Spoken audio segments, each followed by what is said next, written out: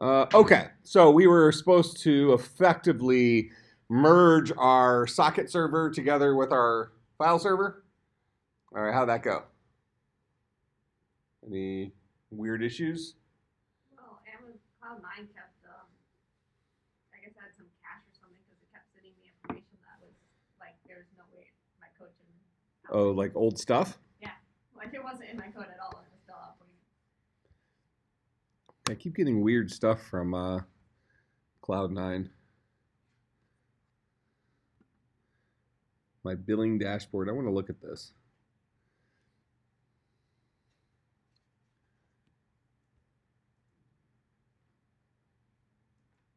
Because I thought maybe it was like I misread the email. I had an email the other day. I thought I had like a $40 bill. I'm thinking, oh, maybe I'm like leaving the instance open and it's sitting there running, and I'm not even aware of it for like 2 days. But I don't know. Doesn't look like it's really an issue. Something that you probably could do, and you might want to do, is there's a AWS for education thing, and it takes like 5 minutes to fill it out. You just have to put in your cuw.edu thing, and I think they load like $75 onto your account to learn stuff, Amazon Web Services stuff. I'm not sure exactly where the link is, but if you just search for Amazon Web Services education discount or Cloud9 education discount, they have something along those lines. Huh? Because I have other things on Amazon Web Services, so I am using the free tier, so it's possible that thing is across all my stuff. They make it very confusing, just enough so that you don't ask any questions, but Mine says zero across the board. yeah, just a great business model, it seems like. Yeah, it's entirely possible this is from other things, from some apps and data storage stuff. All right, so let's grab.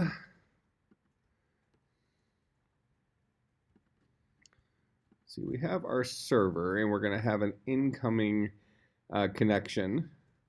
We want to be able to feed it commands like get and things like that. So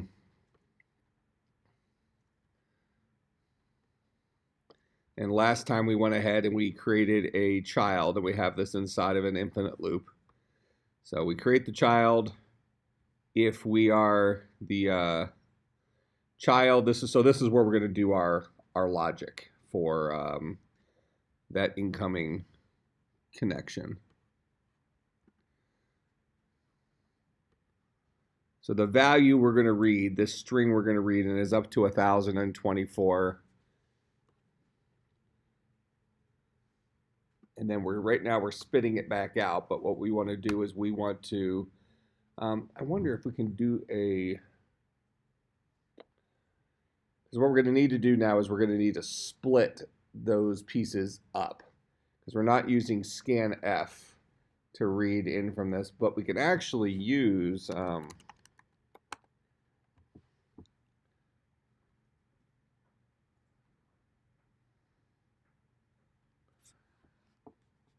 let me look at it over here on my terminal.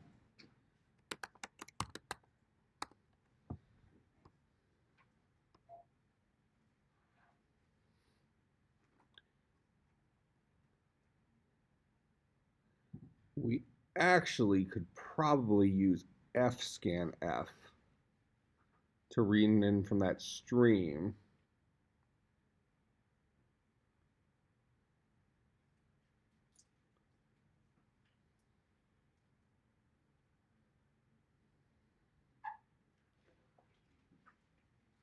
Let's actually test that here real quick, just so we can look at some other interesting solutions to this. So rather than read, I'm going to try to do a fscanf, and this guy is going to take in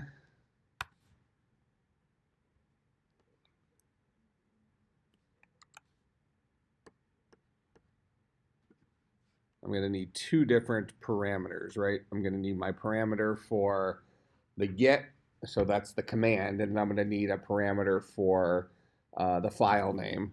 So I'm going to go ahead and give myself, I'll just comment out this guy for a second. So I'm going to create a char pointer. Call this guy command is equal to char pointer version of malloc, and we'll say 1024 times size of int, size of char rather.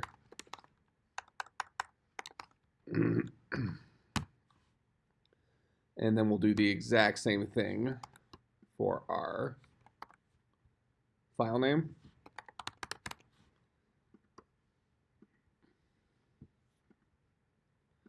All right, so then fscanf, we're going to pass it the stream that we want to read from. This will be interesting to see if we can, because I mentioned in class that POSIX operating systems, everything's a file. So we actually have a file descriptor for our socket, which is just like a file descriptor for a file. So we're going to try to use fscanf to read in from this. Otherwise, there's probably a version of scanf for sockets. Otherwise, we'll have to use the same thing as before and go and piece out our two pieces and build up our strings. So fscanf, we're going to read from the new socket, and we're going to read in a %s and a %s. And we'll read that into command and file name, like that. And then I'll go ahead and I'll print out command, and I'll print out file name. Let's see if it read those guys separately. Then he's just spitting out hello, blah, blah, blah. That's fine. All right, so I'm going to try to run this one. Give myself a little more room here.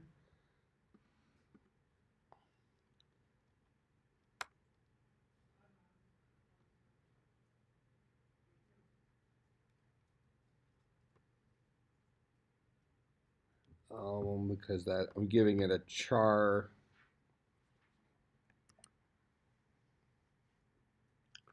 Might not work the way I want it to work.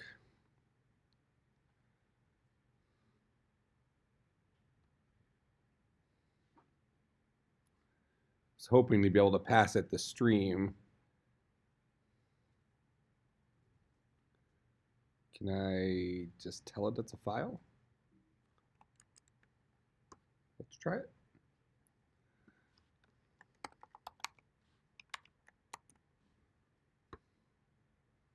We are probably going to need to do a couple of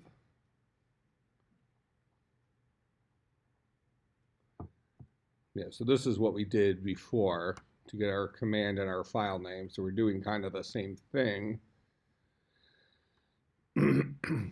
But now we need to tell it, instead of doing that from the standard input stream, we're doing it from the socket.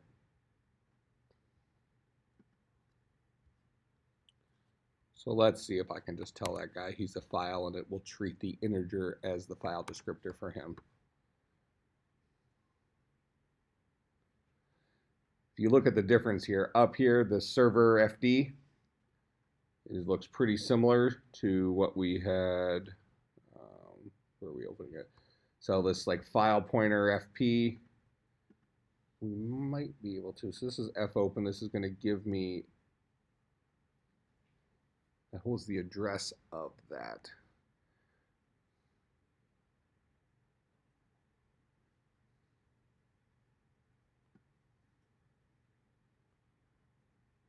All right, we have a couple things we can try here before we just revert to splitting the string up ourselves.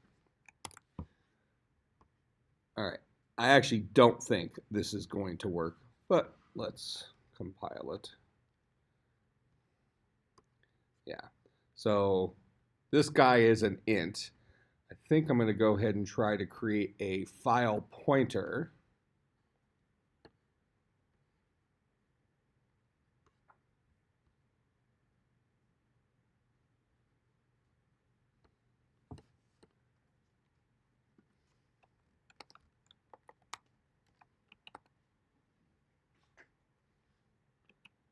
going to set this guy equal to the address of new socket, and then I'll try to pass F in here.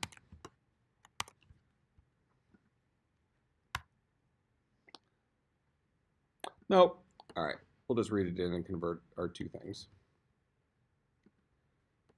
All right. Pretty confident there's a way to do it with one of the scanfs to split the things up this way, but we'll just write our function to get our two pieces. All right, so we're going to read in the entire string.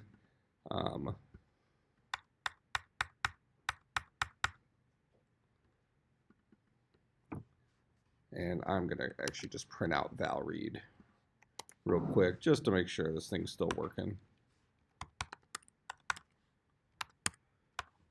All right, that guy's listening. I'll telnet localhost port 8080, and I'm going to type get index.html, and this guy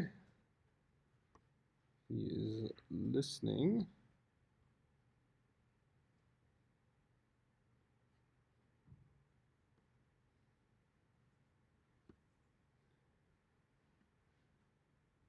Shouldn't that have printed it out?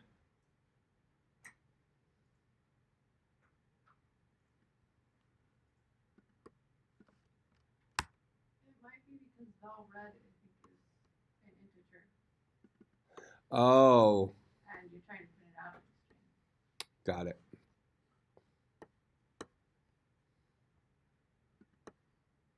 Well, weren't we printing it out before? You were printing out buffer before. Oh, dir. Thank you. Val read is the result.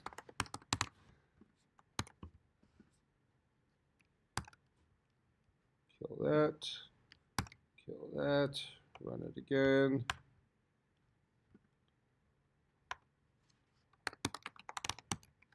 All right. So this guy got the index.html. Now we want to piece that apart. So we want to get everything up to the first space, load that into our command. So we could write that in a function, but I'll just write it right here. So command is currently empty, and I think we saw before that's currently filled up with a bunch of \zeros. So now we were going to say get command. So we're going to start walking through buffer from the beginning, looking at each character. If the character is currently a space, we know we're done with this guy. So I'm going to have to keep track of my pause. So I'll say hit pause. We'll start off at 0. We'll say 4. We actually could cheat the system again here, since we know what our inputs look like. Let's just say while true, we're going to do something. And what we're going to do is we're going to keep adding stuff to command until I hit a space. So we'll ask the question, if the value that lives at buffer plus pause is not equal to a space, then we're going to say command, or the value, at position command plus pause is equal to the value that lives in buffer plus pause. So we'll copy over those characters. As soon as we hit a space, we're going to go ahead and break out. That'll get us out of this while loop, and we should have read in our command. Correct? So now let's just test that. So we'll go ahead and print out command here. So this is going to start pause off at 0. We're going to say we're going to go forever. If what we're currently looking at in buffer is a space, or is not equal to a space, go ahead and tack it onto the correct place in command. as soon as we run into a space, I actually need this inside of an else. If I am looking at a space,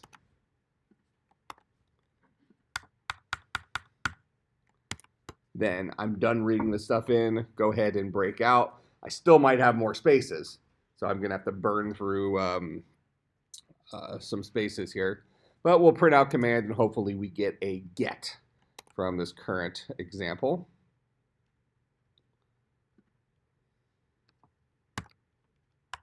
Ooh. What's up? You forgot to add pause to increase the position. Oh, thank you. Well, we would have had a nice T. Right?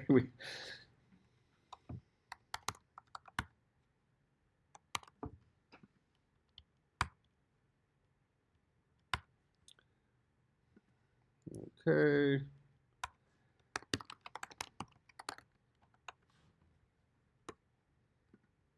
All right, there's our get. So we read the first part. Fine. All right, so now we need to burn through any extra spaces until we kind of position ourselves at the first non-space in there, and then we can get the rest of that.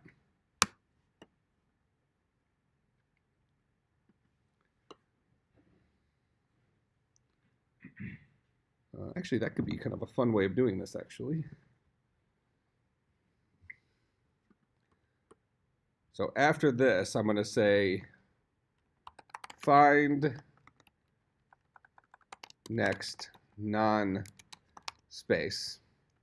So now, presumably, we're sitting at that next non-space already, but let's run through this anyways, just so I know I'm at the beginning of my file name.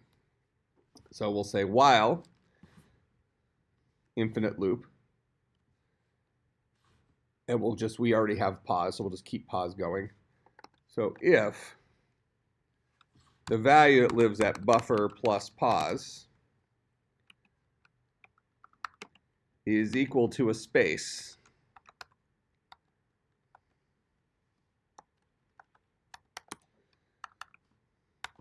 pause plus plus, else, if we're looking at something that's not a space, we'll go ahead and break out. So now we know that pause is sitting at the correct place there, right? Now I'm going to try to do something interesting here. So instead of, I'm just going to have my file name just be a char pointer. And I'm going to set that guy to the base address of that guy, which is going to be buffer plus pause.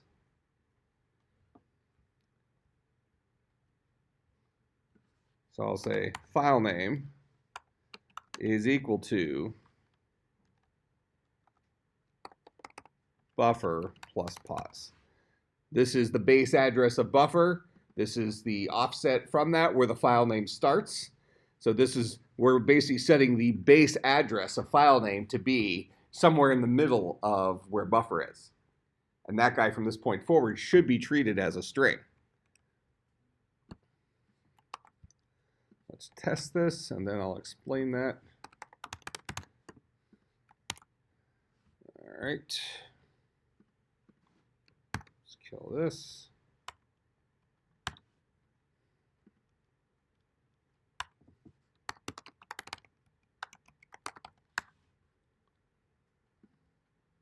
Yep, so there's our index.html.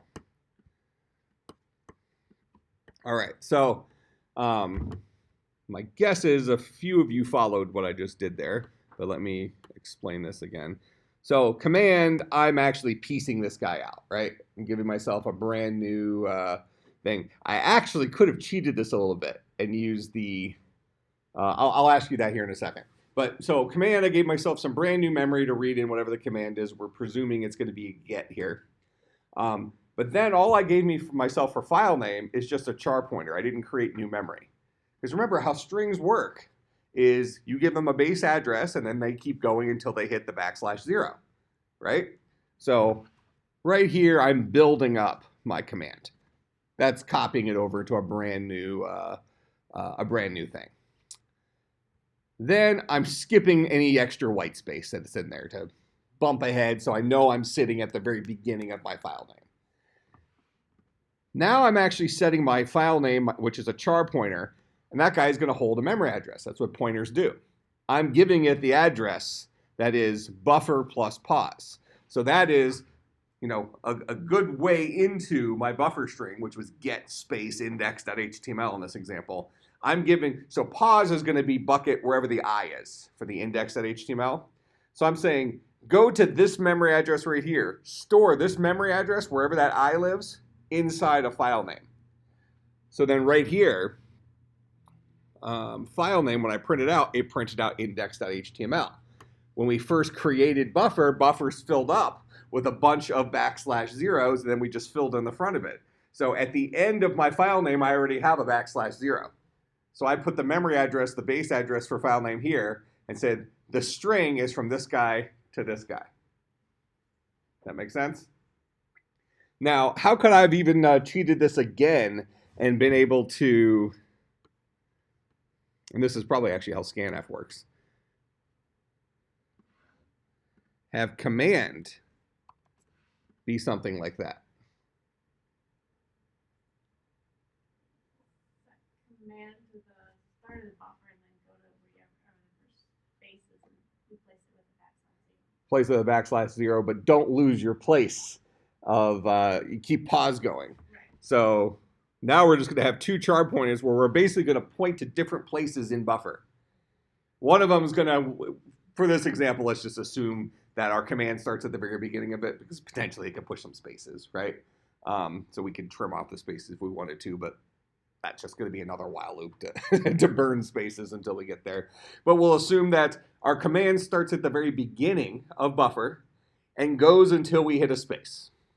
So then what we're going to do is when we hit that space, which we're already doing, rather than just breaking out, we're going to overwrite that space with we're going to set command equal to buffer, and then we're going to find where that first space is, and we're going to set that first space to a \0, meaning that's the end of that string. Then I'm going to keep going just like I'm doing now, where I'm trying to find where's the beginning of my second guy. So in here, rather than build up command, right off the bat, I'll go ahead and set command equal to buffer. So it's going to be equal to the pointer at the beginning of buffer, correct? In fact, we could actually just use buffer as our command because of the way we're going to write it. But let's give ourselves pieces here. So command will start off as being the exact same address as buffer, and it will remain that. We'll keep going through buffer as long as we're not looking at a space and just incrementing pause. As soon as I'm looking at a space, though, what I'll go ahead and do is I'm going to set the value, and you can say buffer or you can say command here because they're synonyms for each other, right? Buffer and command both hold the exact same memory address. So pick your poison, but we'll say command plus pause is equal to \0. We will terminate the string associated with command. So right in the middle of buffer, we threw a string termination character. And then we break out. So we've done some modification of buffer. Then we're going to find, the next non-white space. So this bumps us ahead, just like we did before. When we break out, we could do this in here if we want to have it be the same thing as we did above. Actually, that will work. But we'll leave it outside here because we're not really doing the same thing. We don't have to terminate it with the \0 here because there is already a \0 there. If we really wanted to be careful and make sure that we put the \0 in there and then we didn't assume it was already there, we could always tack it in there and just say pause plus 1 is actually equal to \0 to ensure our string is terminated. Okay? So now command and file name should both point to places inside of buffer, just different offsets inside of buffer, so that we actually have both values accounted for, but in the same memory space as we reserved for buffer. So we didn't create more memory. So So let's test this guy.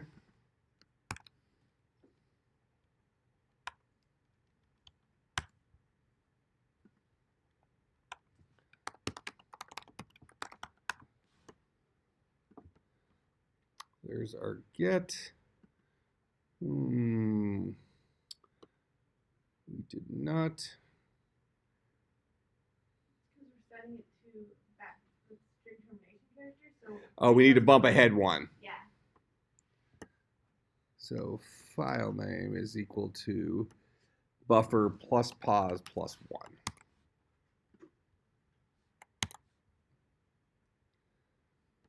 So it did print out what file name was. It just was the empty string. A string with length 0 with the backslash 0. We just didn't burn too many empty spaces. Yeah. Well, this burns up to our last empty space, but it has pause sitting at that. Because we set the first empty space to the backslash 0, when we get to there, it's not reading any empty spaces, it's saying, oh, this is an empty space, and it's breaking out of the empty Gotcha. space. So we need to bump pause So, plus there, right. which presumably, actually in this case, it would have worked anyways, doing the pause plus 1. Well, yeah, it would have. Just because we happen to only put one space in there. But if we bump ahead past our backslash 0 we put in here, so now we're sitting at either the beginning of our file name or potentially extra spaces if we put extra spaces in there. Then we're going to burn past any extra spaces we have there, ultimately breaking. So at this point, pause is pointing to the beginning of the next command. So the pause plus 1 I had there before, we actually accounted for right here now. But now it handles extra spaces in between. So let's test that.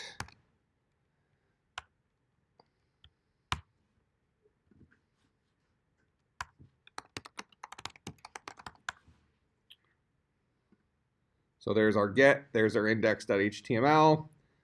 Okay, that's actually kind of fun with memory. Is that how most of you did this? Or did you read it into two separate things? How did you split up the get and your file name? Anybody do it substantially differently? Or did you just assume there wasn't going to be a get in there and just type in a file name and just roll with that? So we all did it this way?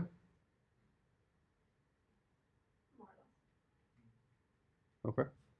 But yeah, this is kind of I think a fun version of it. The most direct version of it would have been to create two strings and then fill the strings up. That would be kind of the way we've always done it in Java. Build new strings, build them up, move on with life. This is just kind of a fun memory trick, I guess, thing, because now we know how strings are represented in C. All right, so now we have our two pieces there. So if we are inside this guy, we prove we have our command, we prove we have our file name, we're assuming the command's always going to be a get. So now we need to go ahead and open that file. So I think that I have that in test.c here. So I'll steal some of this stuff. You wrote get already. Oh, did I? Yeah. Scroll down. In test.c. Ah, very nice.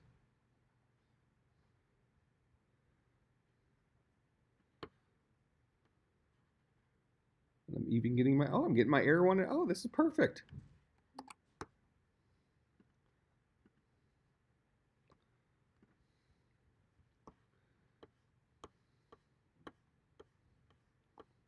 So I'm just going to slap that guy up here because I'm too lazy to prototype it.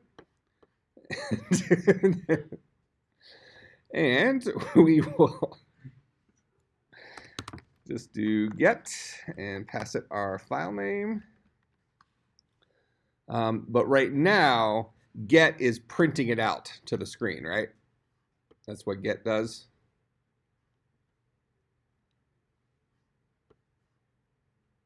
Yeah, get's printing it out to the screen. Let's get that working, and then we'll just change it to print it out over the socket. Okay, do I have, what file names do I have in here? I have an input.txt. Where's my, oh, there's my error.html. What is input.txt? That's perfect. That's my nice HTML file. All right, so since we're not testing this in a browser anyways, this will be okay.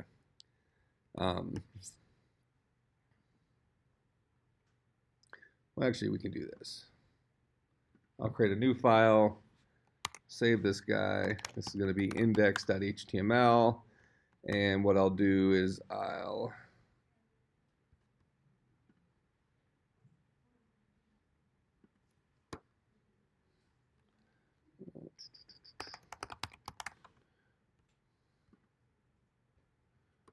we'll do google.com. We'll do view page source. And we'll just steal all their crap.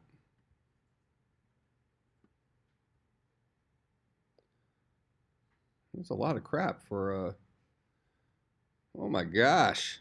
I don't think I want to steal all that crap. That's good. That's moving a lot of data. Is there a select all in here?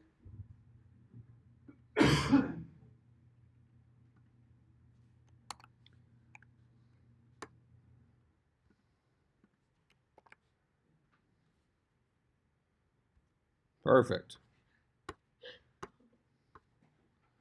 Saved. All right. So I'll go back to our server here. So we're going to pass it, the name of the file, either index.html or something random, and it should either spit out to the screen the contents of index.html, and we'll know that it's exact because we're just going to see a wall of crap. We'll stop that. We're listening. Get index.html.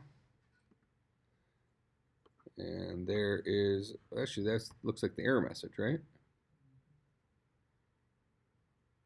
Why is that? I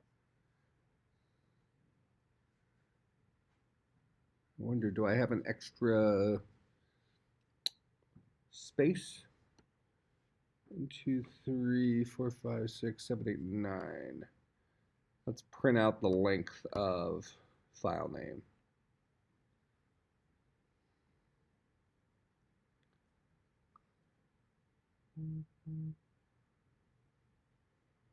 Oh wait, that should have worked.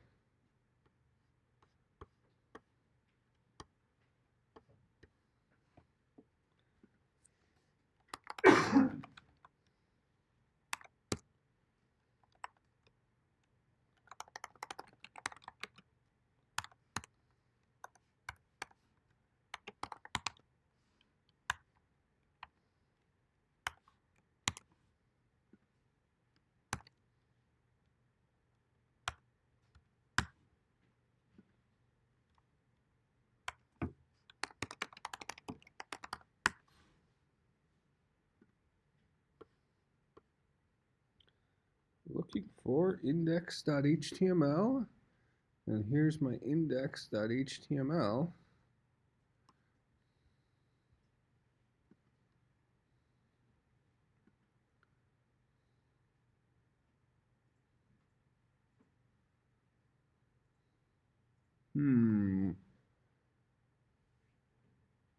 Is this, do we need to do the // thing?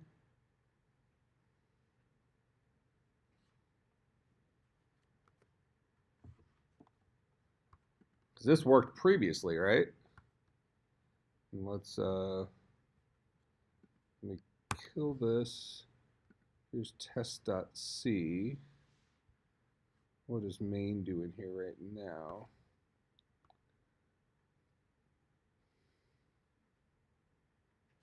Okay, we can test.c. So gcc test.c. All right, it's waiting for us to type something in.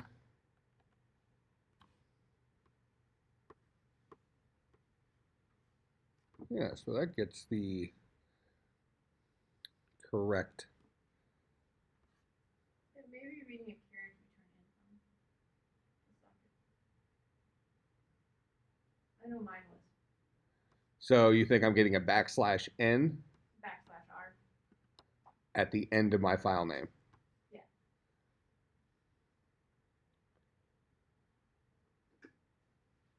Because that guy would not be a space. Therefore, okay.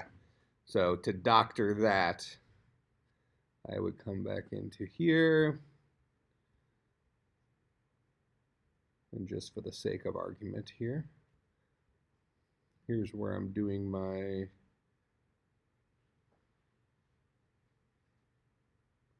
oh wait, the file name is going to be it's kind of cheesy, but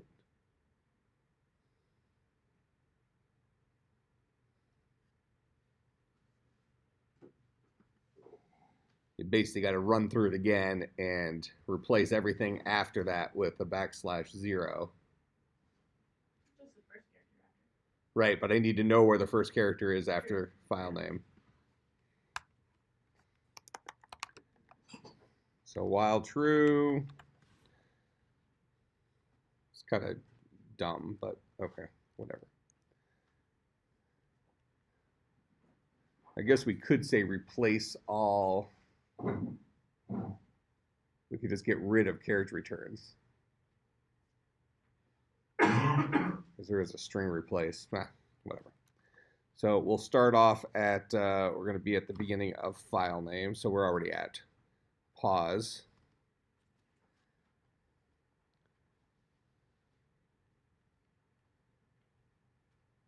So we'll say if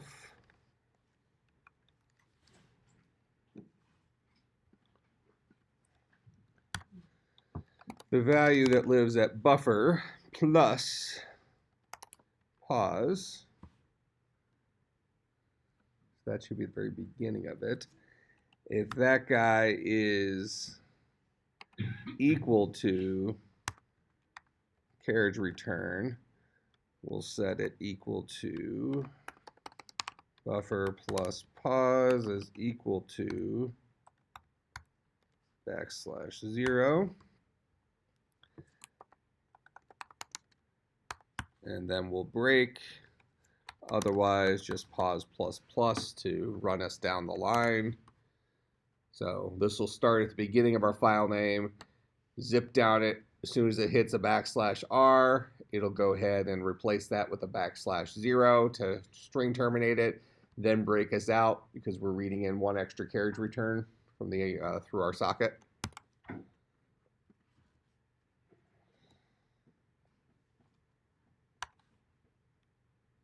Oh.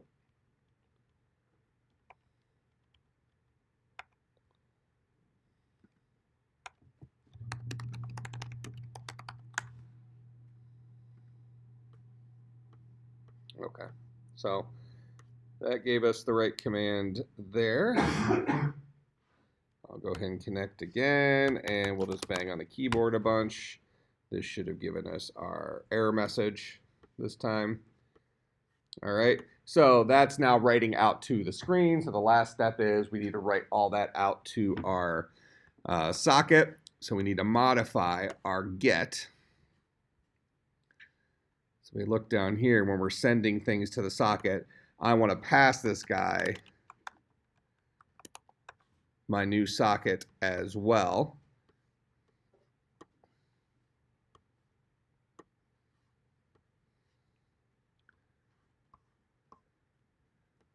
All right, and new socket is a int. So in get,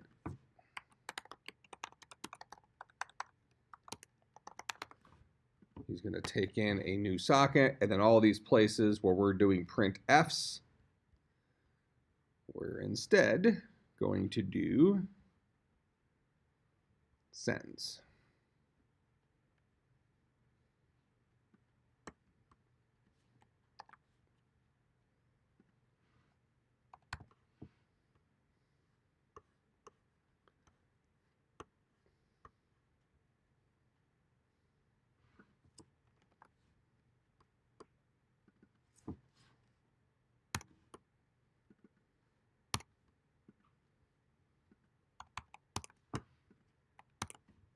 Okay. that should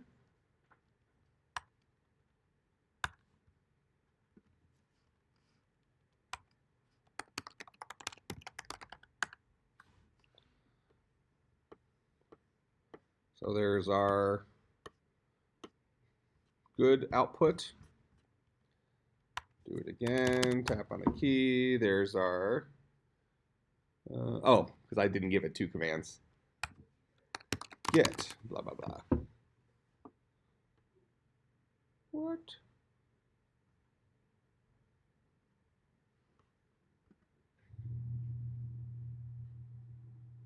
Oh, I'm still writing the error out. I'm printing the error out down here instead of sending.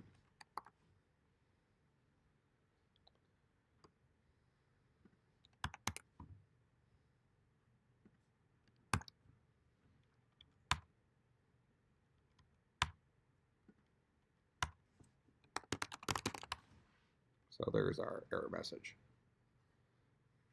All right, so reasonable-ish web server-y type thing over sockets.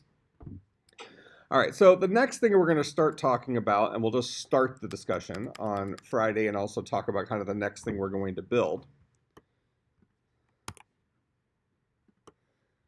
is going to connect us to what we've been working on. So last time we created we started working with forks, right? Creating multiple processes.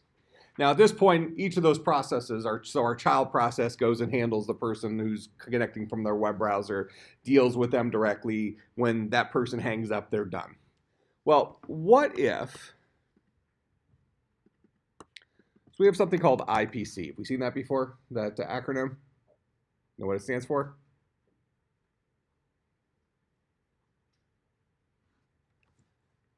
This is intra-process communication. I think it's intra, could be inter, whatever. Inter-process communication. So this is having more than one process talk to each other. So we have to have mechanisms built into an operating system, because consider what these processes are.